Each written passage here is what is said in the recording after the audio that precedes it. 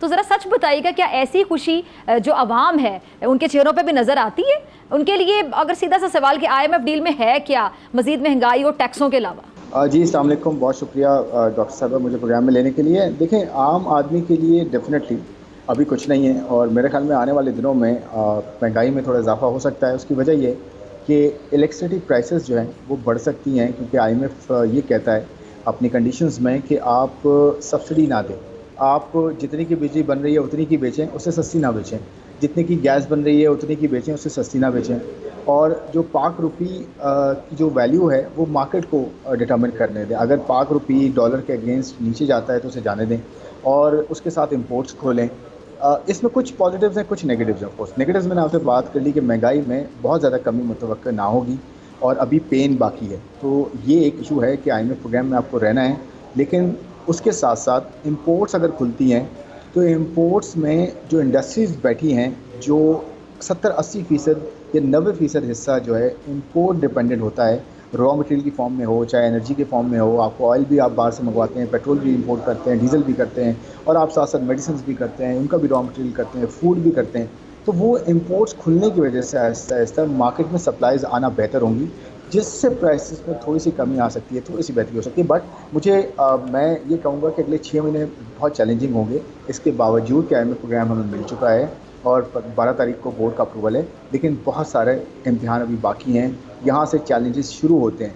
ये चैलेंजेस कम भी किए जा सकते हैं। गवर्नमेंट अपना अगर ख़र्चा कम करे, एक इन्वेस्टमेंट स्ट्रैटेजी लेके चले कि ये हमारे पास एसेट्स हैं, ये हमने सऊदी अरेबिया को देने, UAE को देने, कतर को देने, वहाँ से डॉलर का इनफ्लो आए, उसकी बेसिस पे रुपये में थोड़ी बेहतरी आती तो फिर महंगाई में कमी हो सकती है।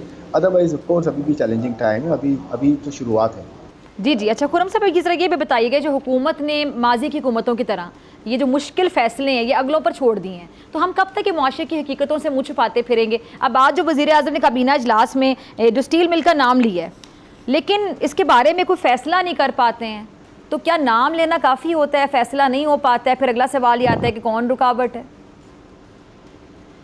ये बड़ा इम्पोर्टेंट जो है क्वेश्चन आपने किया है कि हमारे पास जो पब्लिक सेक्टर एंटिटीज़ हैं, चाहे वो PIA हो, अभी तो मेरे ख्याल में जहाज़ लेने की बात हो रही है। मेरे ख्याल में तो उसको जहाज़ लेने की जगह उसे जो है हमें जल्द से जल्द या तो उसे प्राइवेटाइज़ करें या फिर एटलीस्ट बेयर मिनिमम लेवल पे ले आएँ, ताकि एटलीस्ट लॉसेस हमारे कम हो जाएँ। तो चाहे PIA हो, पाकिस्तान स्टील मिल्स हों या दूसरे इदारे, पाकिस्तान रेलवेज़ हो, इनके एसेट्स भी अच्छे खासे हैं, ज़मीनें भी हैं बहुत ज़्यादा, at the same time liabilities भी हैं। तो मेरे ख्याल में इनका जो खर्चा है पूरे साल का, जो हमारे बजट पे जिसका असर आता है, वो तकरीबन कोई 500 से 800 अरब रुपए हम साल का इन पर खर्च करते हैं। कम से कम मैं बात कर रहा हूँ, ये 1 ट्रिलियन रुपीज़ तक भी गया है, यानी कि 1000 अरब रुपए तक भी गया है, उससे ज़्यादा भी गया है। तो सबसे बड़ा प्रॉब्लम जो है ना इकॉनमी में 3-4 हैं जो कि गवर्नमेंट के ही अपने ऊपर आते हैं।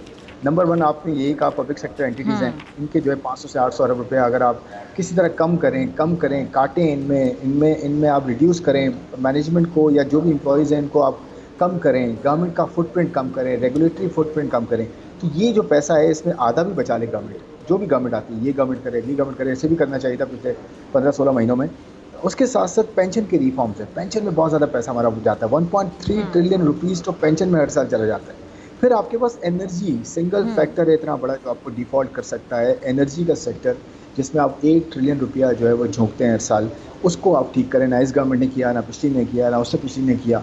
मखलूत हुकूमत जो बनती दिखाई दे रही है आगे जाके, कि मतलब किसी को अक्सरियत मिलने का कोई अभी फिलहाल चांस नज़र नहीं आ रहा है। फिर ऐसे में ज़ाहिर बात है, मखलूत हुकूमत बनेगी, किसी की अक्सरियत नहीं होगी, तो फिर जो काम लिया जाएगा तो मसलहतों के तहत काम लिया जाएगा, और फिर जो अहम फैसले हैं वो यकीनी तौर पर कोई मसलहत के भेंट चढ़ेंगे, कोई सियासत के भेंट चढ़ जाएंगे।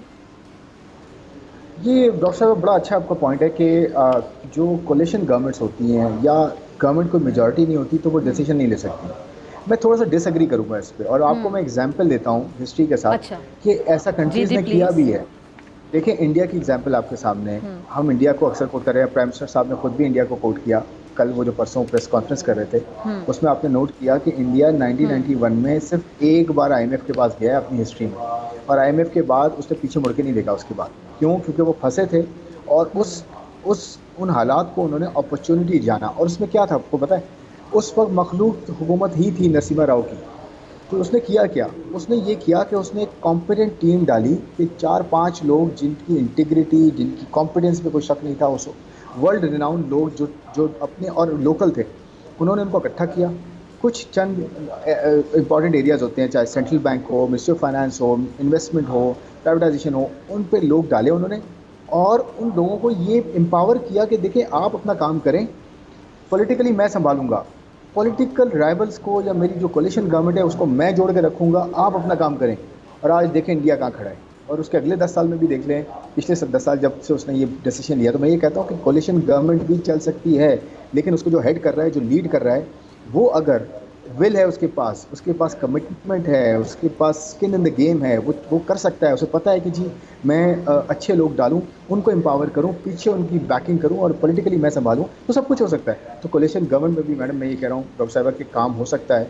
सिर्फ इस चीज़ की ज़रूरत है कि कमिटमेंट कितनी है, स्ट्रांग है नहीं है, विल कितनी है। अगर हम नहीं करना चाहेंगे, हम पॉलिटिकल चीज़ों को ज़्यादा जो है वो प्रायोरिटी देंगे पॉलिटिकल डिसीजंस को, और हम इकोनॉमिक डिसीजंस को प्रायोरिटी नहीं देंगे, तो यही हाल होगा जो चल रहा है। फिर तो मैंडेटेड गवर्नमेंट भी आ जाए, कोई 51% या सुपर मेजॉरिटी। अच्छा, एक और आम सवाल खुरम साहब, वक्त की कमी आपकी मौजूदगी का फ़ायदा उठाते हुए ये जो नौजवान है उनके हवाले से ज़रा मैं बात करना चाहूँगी। जो नौजवानों का एतमाद है उसे कैसे बहाल करना है? जैसा कि अफसोस के साथ ही कहूँगी, जब इस तरह के वाक़यात होते हैं कि नौजवान ट्रक में, कश्ती में, जहाज़ में, किसी भी तरह किसी भी चीज़ में बैठ कर किसी ना किसी तरह रोज़गार की तलाश में मुल्क से बाहर जाना चाहते हैं, जिस पर मेरे ख्याल से जितना दुख किया जाए, जितना अफसोस किया जाए कम है, क्योंकि रोज़गार के मौके उनके पास पाकिस्तान में होने चाहिए, हमारे अपने वतन में होने चाहिए। क्यों वो दायरे गैर में जाएँ रोज़गार की तलाश में? और कोई मतलब किस तरीके से, कोई किसी तरीके से, अफसोस का मुकाम है। तो क्या ये जो $3 अरब पाकिस्तान में, इन्हें कोई मुस्तकबिल दे सकते हैं नौजवानों को? इनका जो खोया हुआ एतमाद उसको बहाल किया जा सकता है? देखें, ये आपने खुद ही जवाब उसमें काफ़ी पॉइंट्स आपने खुद भी बहुत अच्छे उसमें ऐड कर दिए कि आप ग्रोथ लेकर आएँ, अपॉर्चुनिटीज़ लेकर आएँ, तो कोई क्यों अपना मुल्क छोड़ के जाएगा। तो मेरे ख्याल में ये बड़ा इंपॉर्टेंट पॉइंट है कि आप अपने मुल्क में लॉन्ग टर्म बेसिस पे एक प्लान के साथ आएँ, एक स्ट्रैटेजी के साथ आएँ कि हमारा 50% से ज़्यादा नौजवान है, उसके लिए हम एजुकेशन के मौके, सेहत के मौके, food security, law and order, और फिर एक रोड मैप हो उनके लिए कि जी हमारे पास यंग जनरेशन को हमने किस डायरेक्शन में लेके जाना है। क्योंकि याद रखिएगा कि अगर हमने कोई डायरेक्शन नहीं दी तो वो अपनी डायरेक्शन खुद फिर लेते हैं और फिर उसका मुल्क का जो है ना वो बहुत एटलीस्ट रोजगार तो हो ना। मैं ये कह रहा हूँ कि देखिए ये लॉन्ग टर्म प्लानिंग है, सूबों से लेकर, सेंट्रल से लेकर, लोकल से लेकर एक पूरा रोड मैप देना पड़ेगा, डायरेक्शन देनी पड़ेगी। ये तो बेसिक फंडामेंटल है। अगर ये हमने नहीं किया तो डेफिनेटली हमारे यहाँ कॉन्फिडेंस क्या कोई भी जो है ना वो स्टेबिलिटी नहीं आएगी।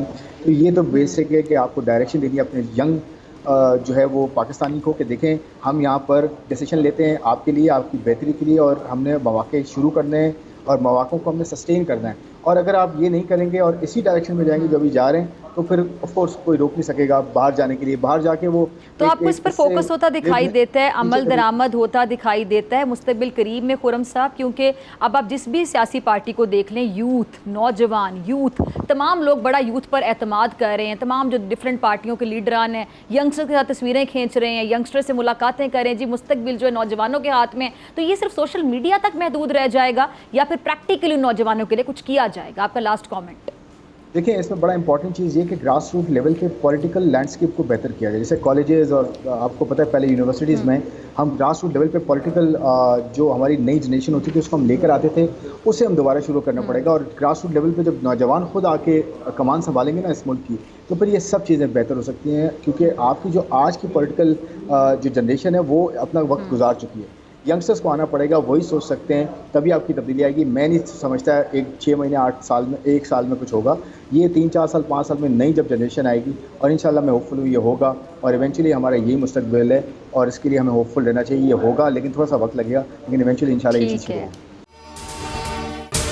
अगर आपको ये वीडियो पसंद आई तो सब्सक्राइब करें और बेल आइकन पर क्लिक करें। बड़ी ईद की खुशियों में बोल ने दिया अपने अवाम का साथ। अवामी शिकायत पर बोल ने उठाई आवाज।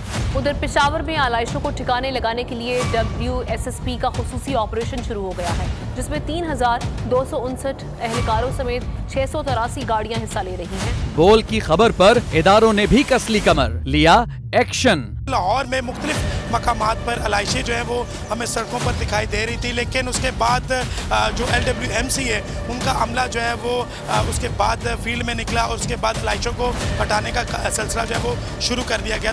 क्योंकि बोल है पाकिस्तान का नंबर 1 न्यूज़ चैनल।